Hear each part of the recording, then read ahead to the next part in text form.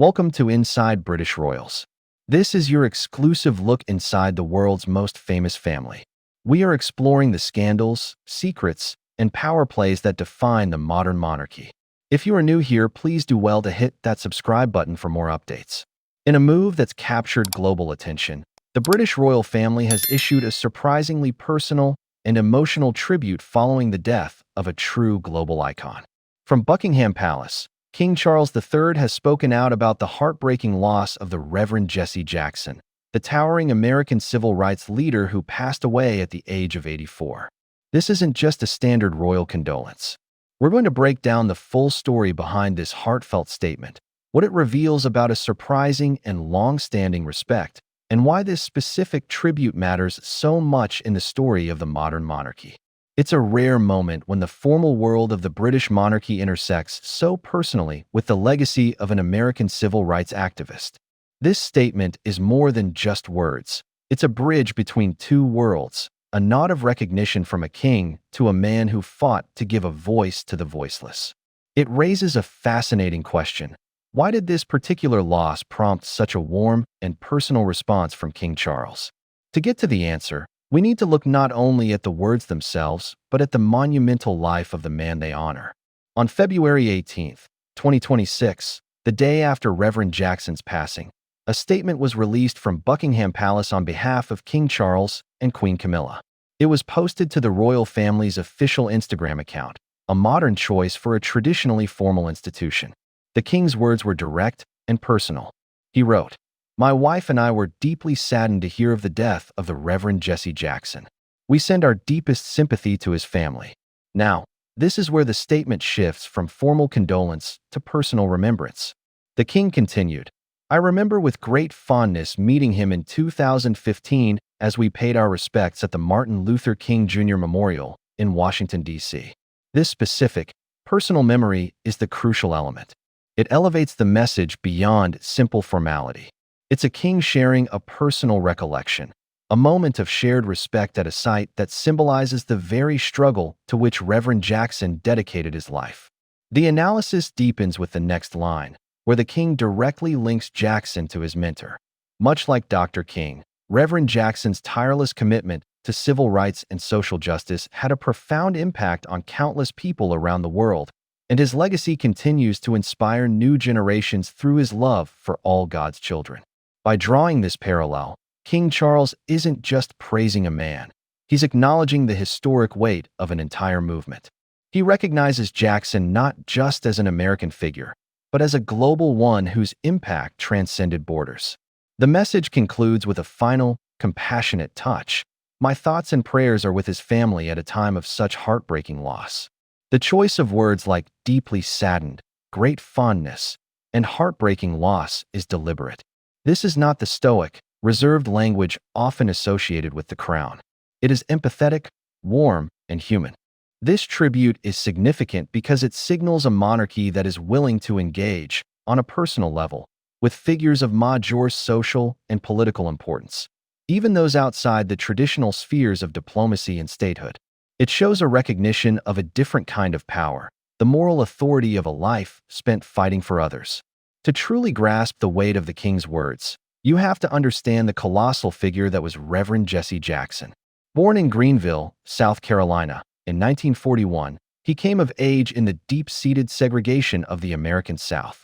His life was a testament to his most famous mantra, a poem he would recite to crowds to instill a sense of dignity. "I am somebody." He taught people to believe in their own worth, declaring, "I may be poor, but I am somebody. I may be young, but I am somebody. I may be on welfare, but I am somebody." Jackson became a protege of the legendary Dr. Martin Luther King Jr., working by his side in the Southern Christian Leadership Conference, or SCLC. He was a key organizer, leading the SCLC's economic justice program, Operation Breadbasket, which used boycotts and community pressure to create thousands of jobs for Black Americans. Tragically, Jackson was at the Lorraine Motel in Memphis with Dr. King on April 4, 1968, the day King was assassinated. While some historical accounts differ on his exact location at the moment of the shooting, there is no doubt he was there, a direct witness to the tragedy. That traumatic moment did not end his mission, it galvanized it. Jackson carried the torch of the civil rights movement for the next 5 decades, becoming one of its most prominent and enduring leaders. In 1971, he founded Operation Push, People United to Save Humanity, which later merged with his National Rainbow Coalition. This organization became his primary vehicle for change.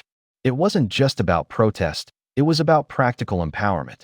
He pressured major corporations to hire more minority executives and work with Black-owned suppliers.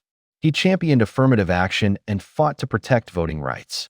He was, as his family described him, a servant leader to the oppressed, the voiceless, and the overlooked around the world. Jackson's ambition and influence soon spilled into the political arena. He ran for the Democratic presidential nomination in both 1984 and 1988. These were not symbolic campaigns, they were groundbreaking.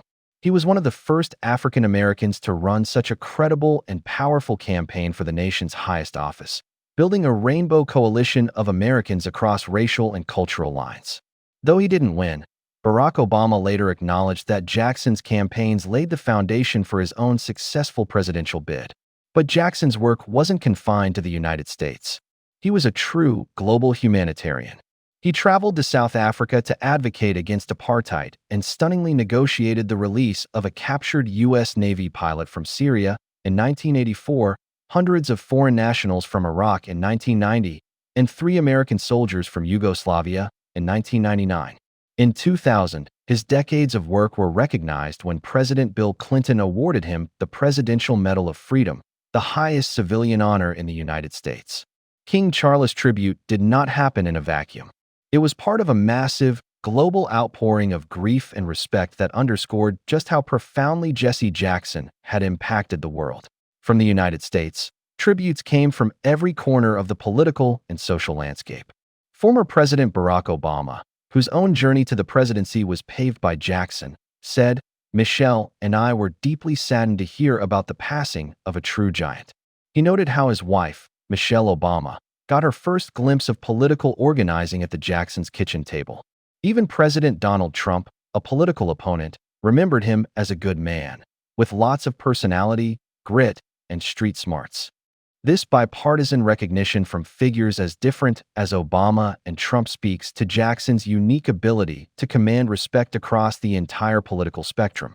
His peers in the civil rights movement offered some of the most moving eulogies. The Reverend Al Sharpton, who viewed Jackson as a mentor, said his mentor was not simply a civil rights leader. He was a movement unto himself. Dr. King's own children spoke to the deep connection between their families. The Reverend Bernice King gave thanks for a life that pushed hope into weary places. Martin Luther King III described him as a living bridge between generations, carrying forward the unfinished work and sacred promise of the civil rights movement. It is within this powerful global chorus that King Charles' statement finds its true context. For the British monarch to add his voice to this collection of tributes from American presidents and civil rights legends is a powerful acknowledgement. It demonstrates that Jesse Jackson's legacy wasn't just American history, it was world history. His fight for justice in Chicago, Washington, and the American South echoed in London, Johannesburg, and beyond. The King's message was a recognition of this fact, a personal salute to a man whose relentless pursuit of a better world left an indelible mark on us all. King Charles's statement on the passing of Reverend Jesse Jackson is far more than a royal formality. It is a poignant acknowledgement of a life of monumental consequence. It's a window into the thinking of a modern monarch, one who understands that true influence is not just inherited, but earned through service and moral conviction. The King's personal remembrance of their 2015 meeting, his direct comparison of Jackson to Dr. King, and the sheer warmth of his words all point to a genuine respect for the man and the movement he represented. Reverend Jesse Jackson was a trailblazer, a pathfinder, and a voice for the voiceless. His life was a testament to the idea that one person, armed with courage and an unwavering belief in justice, can indeed change the world. The fact that his loss was mourned not only by presidents and activists, but also by a king shows the universal power of his message. Keep hope alive. What did you think of the king's tribute? Did it surprise you? Let us know your thoughts in the comments below. And for more breakdowns of the latest royal news and its surprising connections to the wider world, be sure to subscribe.